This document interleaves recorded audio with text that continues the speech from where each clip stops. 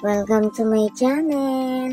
Please subscribe, like, share, and hit the notification bell for more updates.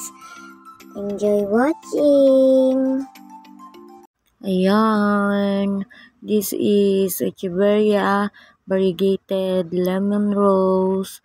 Ayan, napakaganda ng color niya. Kahit simple lang, ayan, kahit ganyan lang yung color niya. 'Di ba? Ang ganda, parang ang linis-linis niya. Ang ganda.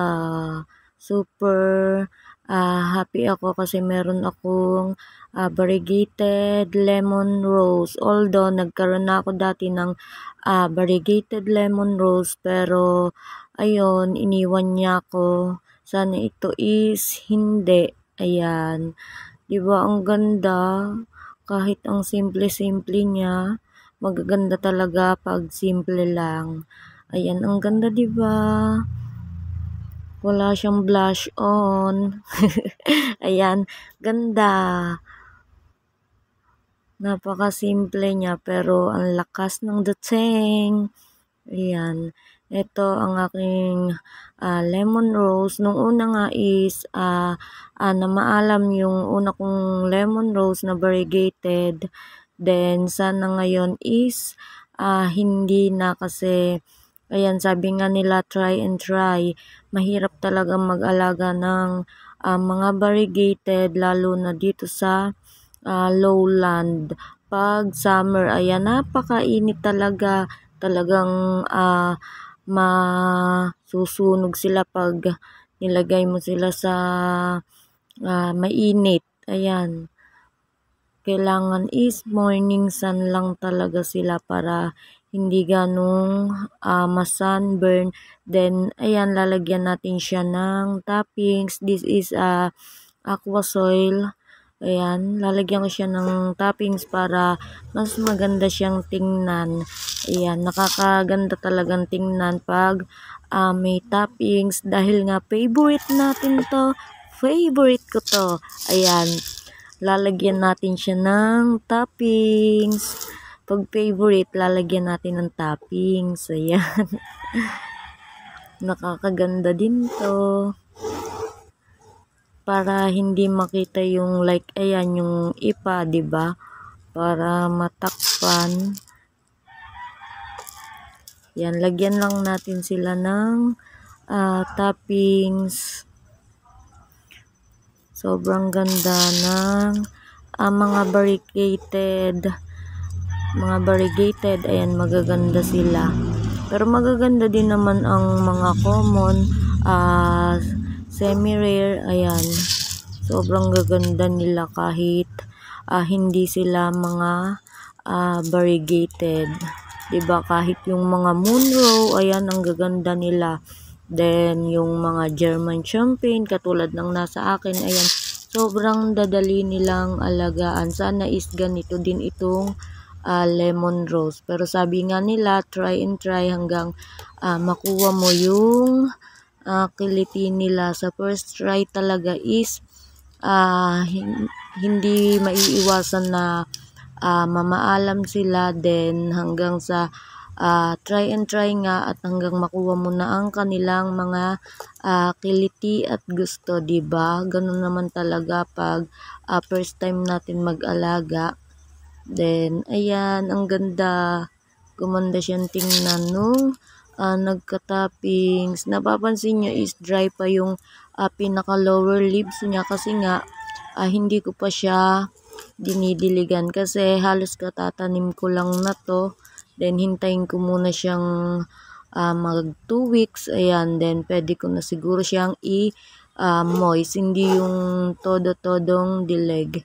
Tingnan nyo yung pagkakaiba ng may toppings sa walang toppings, 'di ba? Mas magandang tingnan yung may toppings. Then ito, mas malaki yung first na nilagyan ko ng toppings, pero ito is mas malaki yung kanyang babies, kaya sa ganitong pot ko na siya tinanim para nga lumaki at merong space yung mga babies niya pag lumaki at lumabas. Then, ayan, maglagay tayo ng toppings. Ang ganda, diba? Ang ganda nila pag may mga toppings.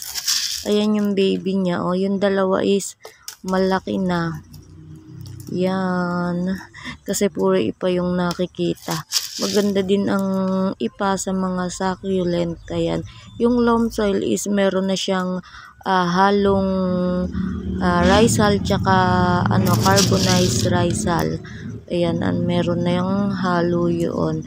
Ang ilalagay nyo na lang is pumice stone. Ayan, kagaya ng ginawa ko. Or kung gusto nyong dagdagan ng ipa.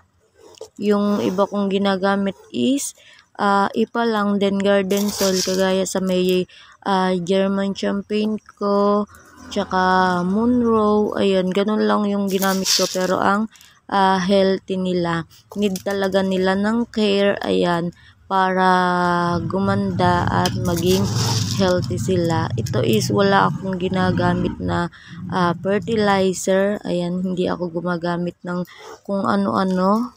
Ayan, wala akong nilalagay sa kanila. Yung soil mix ko lang na ginagamit. Ayun lang. Then, yung ipa kasi is parang na siya, fertilizer na siya. Pero maganda ang Osmocote sa mga succulent. Ayan. Ayan. Ang ganda, diba? Summer na, mainit na. Kaya ingatan nyo ang inyong succulent.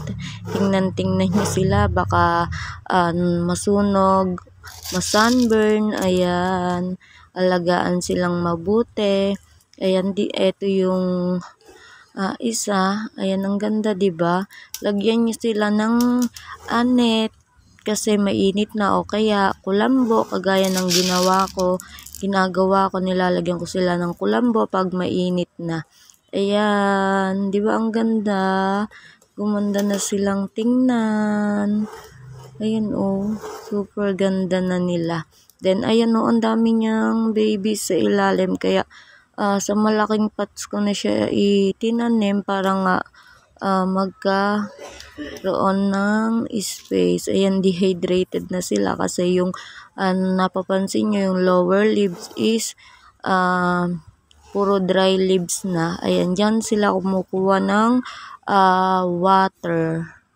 Ayan. Ang ganda, diba? Nakaka-inlove talaga ang mga variegated succulent. Yung kay Ate Daisy Succulent and Cacti Lover, ayan, panoorin nyo yung mga videos niya is nakakabuhay siya ng mga variegated. Ayan, galing niyang alaga. Ayan, ang ganda. Ayan na sila. Diba ang ganda? Super gumanda sila nung nagka-toppings. Yan, kaya lagyan nyo din ng toppings yung inyong mga succulent. Ayan sila, ang ganda.